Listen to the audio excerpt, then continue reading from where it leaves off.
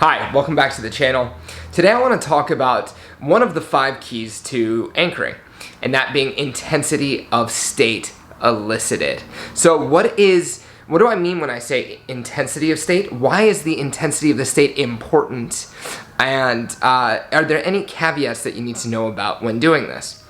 So when I say intensity of state, we're going to set anchors for different reasons. You have anchoring for your own personal power. If you're a public speaker and you want to be able to step into a state of invincible confidence when you go up on stage.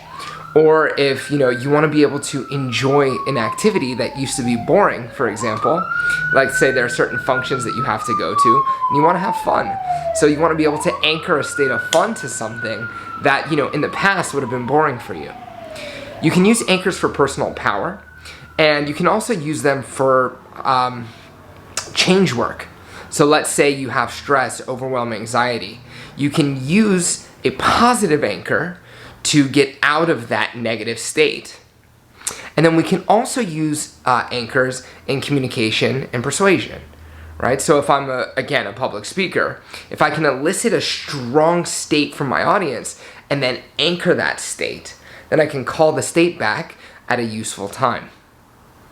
But in order for this to be effective, keep this in mind. The intensity of the state you elicit and then anchor will determine how much of that state you get back when you fire the anchor. So let's take the first example, right? If you're going up on stage, you want to be in an intensely good state. If you want to have fun, do you want to have a little bit of fun? Or do you want to have an amazing time? So the intensity of the state that you access, one, just for your own subjective experience, is going to make a massive difference.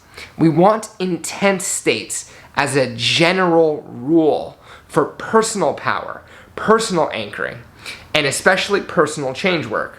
Because when we get to techniques like collapsing anchors or chaining anchors, when we use positive states to get out of negative states, we need our positive states to be stronger than our negative states. So remember this: when you are anchoring positive resource states, intensity of the state is going to be key for your change work. It's going to be key for your personal experience. It's also going to be key if you're using this in an influence situation and how you're received, right? If you want to be, for example, let's say you want to anchor flirtatious, right? If you can call up a really, really flirtatious state, you don't have to use all of it, but having access to it will be much more useful than being kind of flirty. So intensity of state, very useful. So one caveat to that is sometimes we want to anchor states that are not intense in nature. So this might be like a state of disassociation, your ability to step out and see a situation dispassionately. Well, that by nature is not an intense state. So really the question that we need to develop as good neurolinguistic programmers, we need to be asking ourselves, what are we doing with this state that we're eliciting? What is the intention of it? And so in the case of a disassociation anchor, if I want to be able to help you in a problem situation, to be able to step out and look at yourself in that situation, that does a couple things. First, diminishes the intensity of an emotion. And 2, it gives you more information. You can have a different perspective. So in that case, setting that anchor wouldn't necessarily be an intense state. But what we're really getting at here with intensity is capturing a sufficient resource in the anchor so that when we fire it off, bam, it's going to be useful in the way that you need it to be.